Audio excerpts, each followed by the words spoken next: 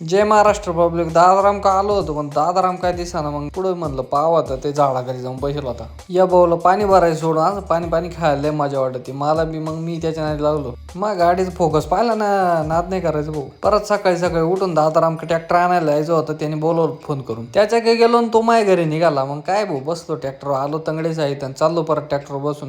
मी वावरत होतो ट्रॅक्टरची मजा वाहत. पण मम्मी म्हणी काय तोंड घेऊन पाहतो, ते दगड गोळा करून रस्त्यावर टाक. म्हणलो टाकेतो नको गागू. सऱ्या पाडून आपल्याला लावायची होती मेथी गवार आणि ते गुंगऱ्यान पिंगऱ्यान लावायचं होतं चांगलंच. हा भाऊ इतका जोरात ट्रॅक्टर चालवायला फुपाटा केला याने. आईच्या ना अन्नाच्या मस्त टापा रांगल्या होत्या चोपाळे बसून. म्हणलं त्यांना मारू दे टापा, आपण चला वावर बांधायला. ऊन इतकं लागू राहिलं काही माप नाही. हे पा एवढं वावर बांधायचं मला उन्हाने फार घाम आला. डोक्याला ते लावलं तर डोक्याचा डायरेक्ट जल्लोषच होऊन गेला. मग पप्पा म्हणे दुकानातून बी बदलून ए भाऊ काय पेटलं एवढं दूर काय झाला. हा दुकानात गेलो नाही बी बदलून आणलं. मग उमेशरावचा गोल्या यायला होता त्याला दिलं झोक्यामध्ये बसून.